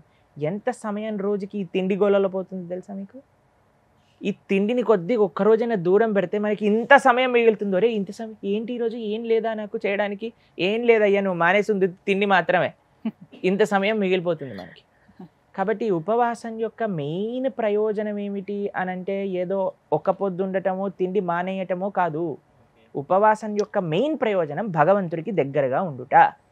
అప్పుడు ఏవేవి నీ టైం కిల్లర్స్, నీ జీవితంలో ఏది నిన్ను భగవంతుడి దగ్గర నుంచి దూరంగా ఉంటుందో వాటన్నిటిని ఆపేయి ఆ రోజు. కానీ ఉత్తి తిండి మానేసి ఎప్పుడు పడుకుంటూ ఏంటి గుడికి రావా, లేదు నీరసంగా ఉంది, అసలు నాకేం శక్తి లేదు, వేస్ట్ అయిపోయినట్టే. ఉపవాసం రోజు ఎంత వీలైతే మనం భగవంతుడి దగ్గరికి వెళ్ళి ఆలయంలో దర్శనం చేసుకుంటూ చక్కగా ఇంట్లో భగవన్నామ సంకీర్తన, భాగవతం, భగవద్గీత వినటము, చదవటము, దేవుడికి పూజ చేసుకోవటం, అభిషేకం చేసుకోవటము, గోవుకి సేవ చేయటము, ఇలా కానీ మనం ఏకాదశి కానీ మిగతా ఉపవాసాలు కానీ చేస్తే అప్పుడు మనకి కృప వస్తుంది. కేవలం తిండి మానేయటం వల్ల కృప రాదనమాట. తిండి లేని వాడు కూడా మానేస్తున్నాడు కదా పాపం, తిండి లేని వాడిపైన స్పెషల్ కృప వస్తుందా భగవంతుడికి? కాదు కదా. కాబట్టి భక్తి భావన అనేది ముఖ్యం. మనం ఏం చేస్తున్నా సరే చాలామంది ఏం చేస్తారు అంటే, ఇప్పుడు ఏమైపోయిందంటే స్పిరిట్ పోయింది, రిచువల్ మాత్రం మిగిలిపోయింది. అంటే స్పిరిచువల్ అని అంటాం కదా మనం, ఆధ్యాత్మికత అని అంటారు. స్పిరిచువల్ అంటే ఎందుకు చేయాలి, దేనికోసం చేయాలి అనే విషయాలు ఎవరికి తెలియదు, కానీ చేయటం మాత్రం ముందుకు వచ్చేసింది. మీకు ఒక విషయం చెప్తాను. ఒకసారి ఒకళ్ళ పెళ్ళి జరుగుతుందట. అయితే పెళ్ళికి పిండి పదార్థాలు చేస్తారు కదా అన్నీ. ఒక పిల్లి వచ్చి తింటూ ఉన్నదట. అయితే వాళ్ళ అమ్మకి చాలా విసుకొచ్చిందట, ఈ పిల్లి ఏంటి ఎప్పుడు వచ్చి తింటుంది, ఒక గంప తీసుకొని రారా, దీనికి బోల్తా వేయండి ఈ పిల్లి పైన అని అన్నారు. ఒక వ్యక్తి వచ్చి ఇలా బోల్తా వేశారనమాట పిల్లి పైన, వెళ్ళిపోయింది. అయితే ఈ కూతురికి ఎవరికైతే పెళ్లి చేసిందో ఆవిడికి కూతురికి మళ్ళీ పెళ్లి చేసేటప్పుడు చెప్పిందట, ఒక పిల్లిని తీసుకొని రా, ఒక గంప తీసుకొని రా, దాన్ని బోల్తా వెయ్యి అని. అంటే ఎందుకమ్మా, ఎందుకు అలా చెప్తున్నావు అంటే, మా అమ్మ నా పెళ్లిలో అలా చేసింది కాబట్టి నేను కూడా చెయ్యాలి అన్నదట. కాబట్టి అలా వస్తున్నాయి మనకి ఇప్పుడు అన్నీ కూడా. ఎందుకు చేస్తున్నావు నువ్వు, తెలియదండి మా అమ్మ చేసింది. ఎందుకు చేసావు, మా తాతగారు చెప్పారండి అందుకే చేస్తున్నా. అందుకోసం చేయకూడదు. అసలు ఎందుకు చేయాలి, ఎప్పుడు చేయాలి, ఎలా చేయాలి అని తెలుసుకొని చేస్తే దానికి ఫలితం ఉంటుంది కదండి. లేకపోతే ఈ పిల్లిని బోల్తా వేసినట్టుగా అయిపోతుంది మన పరిస్థితి కూడా. కాబట్టి ఉపవాసము యొక్క మెయిన్ థీమ్ ఏంటి అని అంటే, భగవంతుడికి ఎక్కువ సమయం ఇవ్వటం, ఆధ్యాత్మికంగా ఉండటం. అది ఉపవాసం యొక్క మెయిన్ ఉద్దేశం. ఓకేనా? హరే కృష్ణ. ప్రభుజీ మరొక ప్రశ్న అండి. గురువుగారు, ఇంత చిన్న వయసులో మీరు ధర్మం వైపు వెళ్తున్నారు. మీ వయసులో ఉన్న అదే మీ ఫ్రెండ్స్ కావచ్చు, ఎవరైనా కావచ్చు, ఇప్పట్లో లక్షల్లో సంపాదించి అమ్మ నాన్న బాగా చూసుకుంటున్నారు, సంతోషంగా చూసుకుంటున్నారు. మీరు ధర్మం వైపే వెళ్తున్నారు అంటే ఇంత చిన్న వయసులో మీరు ఇలా ఎంచుకోవడానికి రీజన్ ఏమని చెప్తారా? మేము ఈ చిన్న వయసులో కాదు, మేము 7th స్టాండర్డ్ చదువుతున్నప్పుడు చెప్పాము మా అమ్మ వాళ్ళకి నేను సన్యాసం తీసుకుంటాను అని. అప్పుడు వాళ్ళు అన్నారు, వద్దు నాన్న 10th వరకు చదువు తర్వాత వెళ్ళు అన్నారు. సరే అని 10th పూర్తి చేశాను. తర్వాత చెప్పాను ఇప్పుడు వెళ్ళాలా అని అంటే, ఇప్పుడు వద్దు నాన్న కొద్దిగా ఇంటర్మీడియట్ చదువు అన్నారు. సరే అని ఇంటర్మీడియట్ అయిపోయాక నేను చెప్పా, ఇప్పుడు వెళ్ళొచ్చా సన్యాసం తీసుకోవడానికి, వద్దు ఇంజనీరింగో మెడిసినో ఏదో ఒకటి నీకు నచ్చింది దాని తర్వాత వెళ్ళు. సరే అని ఇంజనీరింగ్ పూర్తి చేశాను. దాని తర్వాత జాబ్ వచ్చింది. దాని తర్వాత అమ్మ నాన్న కొన్ని రోజులు వర్క్ చేశాక చెప్పా, అయ్యా నేను వెళ్ళాలనుకుంటున్న ఆశ్రమానికి, మీకు ఏమన్నా డబ్బులు కావాలంటే సంపాదించి ఇస్తాను, నాకు మీ దగ్గర నుంచి ఒక డబ్బు కూడా అవసరం లేదు, నీకేది ఆనందం అయితే అది చెయ్యి నువ్వు అని చెప్పారు. మా అమ్మ నాన్న ఇద్దరు నన్ను ఫుల్ ఆశీర్వదించి పంపించారు ఆశ్రమానికి. ఇప్పుడు మనం అనుకోవచ్చు, అయ్యో మిగతా వాళ్ళందరూ ఇంత డబ్బులు సంపాదిస్తున్నారు, మా స్నేహితులందరూ ఏమంటారు తెలుసా, మీకు ఫోన్ చేసి, మరి నేను కూడా నువ్వు చెప్పినప్పుడు ఇస్కాన్ క్లాసెస్కి వస్తే ఎంత బాగుండేది, నీ జీవితం ఎంత బ్రహ్మాండంగా, ఎక్కడికి వెళ్ళినా సరే ఎంతమంది మీ మాటల వల్ల ట్రాన్స్ఫార్మ్ అవ్వటం చూస్తున్నాం, కానీ మేము మాత్రం ప్రొద్దు నుంచి రాత్రిగా టిక్ టిక్ టిక్ టిక్ అనే కంప్యూటర్ ముందే కూర్చొని కళ్ళండి పాయింట్లు పెరిగిపోయాయి, తల పైనుండి జుట్టు అంతా ఊడిపోతుంది, ఇంకా పెళ్లి కావట్లేదు అని కష్టాలు పడుతున్న వాళ్ళు కూడా చాలామంది ఉన్నారు. ఇప్పుడు మా అమ్మ నాన్న ఇలా అనుకోండి, they are so proud parents. ఏ ప్రోగ్రామ్ అయినా హైదరాబాద్లో వాళ్ళు వస్తారు, వాళ్ళకి ఎక్కడికి వెళ్ళినా సరే, ఓ వీళ్ళు ప్రణవానంద దాస్ గారు అమ్మా నాన్న పదండి స్పెషల్ దర్శనం ఇప్పించాలి అని ఆలయంలోకి తీసుకెళ్ళిపోతారు. కాబట్టి దే ఆర్ సో హ్యాపీ. మొదటిసారి మీరు స్టూడియోకి వచ్చినప్పుడు కూడా మీ నాన్నగారు మా నాన్నగారు ఫస్ట్ టైం ఇంటర్వ్యూ చేయడానికి వచ్చినప్పుడు మా నాన్నగారు వచ్చి దింపి అన్ని చూసుకొని వీడిని బాగానే అన్ని చేస్తున్నారా అని తీసుకెళ్ళి వెళ్ళారనమాట. సో ఇప్పుడు మీకు ఒక విషయం చెప్తారు, మీరు చిన్న వయసు అని అంటున్నారు కదా, ఎవరికి చిన్న వయసు, ఎప్పటికీ చిన్న వయసు? మనం ఎన్ని కోట్ల జన్మలు వెళ్ళిపోయాం ఈ జన్మలో, కానీ మనం వెయిట్ చేస్తే పెద్దగా అయ్యే వరకు ఉంటామో లేదో ఎవరికి గ్యారంటీ ఉందండి. కాబట్టి ఇప్పుడు మనకి సమయం ఉన్నప్పుడు దాన్ని భగవంతుడికి సేవ చేయాలి అని ఒక సంకల్పం ఉండింది మాకు. తర్వాత ఇప్పుడు మీరు ఒక్క విషయం చూడండి, ఇప్పుడు నేను ఈ ఏజ్లో ఉన్నాను కాబట్టి ఇంత తిరగలుగుతున్నా, ఇన్ని ప్రోగ్రామ్స్ చేయగలుగుతున్నా ప్రొద్దున నుంచి రాత్రి దాకా. అదే నేను ముసవాడు అయిపోయాక ఏంటంటే ఇంటర్వ్యూస్ గీతాంజలి గారు పిలుస్తున్నారు అని అంటే అంబులెన్స్ కూడా పక్కన పెట్టు, ఏమవుతుందో లేదో తెలియదు అన్నట్టుగా ఉండాలి. అవునా కాదా చెప్పండి? కాబట్టి మనము నిజంగా భగవంతుడి యొక్క సేవ, ధర్మం యొక్క సేవ, దేశం యొక్క సేవ చేసే జవాన్లు ఉంటారండి. వాళ్ళు ఎప్పుడు వెళ్తారండి ఇంటి నుంచి బయటికి? రిటైర్మెంట్ తర్వాత వెళ్తారా? కార్గిల్లో నించుంటాను నేను ఇప్పుడు గొనుకుతూ అని కాదు. వాళ్ళ యవ్వనం, చిన్న చిన్న పిల్లలు ఉంటారు, అప్పుడే పెళ్ళైన వాళ్ళు ఉంటారు, అయినా సరే నా దేశం ముఖ్యం, నాకు నా దేశ సంరక్షణ ముఖ్యము అని వాళ్ళు ఇల్లు వదిలేసి వెళ్ళిపోతారు. వాళ్ళకి ఏమైనా గ్యారంటీ ఉందో తిరిగి వస్తారని? ఎప్పుడు ఏమవుతుందో ఎవరికి తెలియదండి. ఆ నిష్ఠ, ఆ సంకల్పం ఒక జవాన్లో ఎలా అయితే ఉంటుందో అలానే ఒక సాధువులో కూడా అలానే ఉంటుంది. జవాన్ అనే ఆయన ఎలా అయితే దేశాన్ని పరిరక్షిస్తున్నారో, సాధువు అనేవాడు ధర్మాన్ని రక్షిస్తూ ఉంటారు. కాబట్టి అందరికీ కూడా ఎంత చిన్న వయసులో నుంచి అందరు మాలాగా బ్రహ్మచర్య ఆశ్రమం తీసుకోమని చెప్పటం లేదు, కానీ ఎంతమంది ఎంతవరకు తమ బాధ్యతను నిర్వర్తిస్తూ ధర్మం యొక్క సేవ చేయగలిగితే అంత మంచిది. ముఖ్యంగా యూత్ రావాలి, అదే సంకల్పం. ప్రస్తుత సమాజంలో యువతీ యువకులు వాళ్ళు చేసే చేష్టలు కావచ్చు, ఏదైనా కావచ్చు, వారందరికీ మీరు చూస్తూనే ఉంటారు. మీరు ఇప్పుడు తెలియని వారు లేరు, మీరంటే తెలియని వారు లేరు, చూడని వారు లేరు. సో మీరు ఏదైనా చెప్తే, ఒక మెసేజ్ చెప్తే చాలా రీచ్ ఉంటుంది. సో యువతీ యువకులకు మీరేం చెప్పదలుచుకున్నారు? మేము ఈ ప్రస్తుత సమాజంలో ఎప్పుడైతే యూత్ని చూస్తామో మాకు చాలా కన్సర్న్ అనిపిస్తుంది, చాలా బాధ వేస్తుంది. ఎందుకు అనంటే చాలామంది మంచి వాళ్ళు ఉంటారండి, కానీ వాళ్ళకి మంచిని చూపించే వాళ్ళు తక్కువ అయిపోయారు. మేము చూస్తాం మా క్లాసెస్లో, నిన్నే మాకు యూత్ క్లాస్ జరిగిందని, ఎవ్రీ ఫ్రైడే యూత్ క్లాస్ చేస్తాం. అయితే ఎంత సిన్సియర్గా ఉంటారంటే పిల్లలు, ఎంత డెడికేటెడ్గా వస్తారు, ఎంత డెడికేటెడ్గా వాళ్ళకి వినాలి, గీత భాగవతాల్లో ఏం చెప్పాలి నేను నేర్చుకోవాలి. ఎందుకంటే వాళ్ళు ప్రస్తుత సమాజం అంతా చూస్తున్నారు కదా, ఎలా సమాజంలో ఉండే వాళ్ళందరూ ఎలా బాధపడుతున్నారు, ఎన్ని సుఖాలు వచ్చినా సరే ఎలా వాళ్ళకి సాటిస్ఫాక్షన్ అనేది రావట్లేదు. మేము ఆస్ట్రేలియాలో ఉన్నప్పుడు ఎవరైతే హోస్ట్ ఉన్నారో మాధవ్ గోపాల్పురం, వాళ్ళకి చిన్న డాటర్ అనమాట, 4th grade చదువుతుంది, అరిత్రి ఆవిడ పేరు. అయితే చెప్తుంది, ప్రభుజీ मैं जब बड़ी हो जाऊंगी, जब मैं हाई स्कूल में जाऊंगी, सिर्फ गर्ल्स स्कूल में जाऊंगी అని అన్నది. అయితే నేనన్నా ఏమైంది, ఎందుకు అలా అంటున్నావు అంటే, ఉదర్ బహుత్ మాహౌల్ ఖరాబ్ హై ప్రభుజీ అని అన్నది అనమాట. నేనన్నా ఓ నీకెట్లా తెలిసే, నువ్వు ఇంకా 4వ స్టాండర్డ్ చదువుతున్నావు అంటే, దేఖ్తే అయినా ప్రభుజీ, మేము వెళ్ళినప్పుడు చూస్తాం కదా అసలు ఎలా ఉంటుందో. కాబట్టి నేను ఎప్పుడు కో ఎడ్యుకేషన్ స్కూల్కి వెళ్ళను, నేను గర్ల్స్ స్కూల్కి అయినా వెళ్తే లేదా హోమ్ స్కూలింగ్ అయినా చేస్తున్నా అని చెప్తుంది అనమాట. అది 4th grade.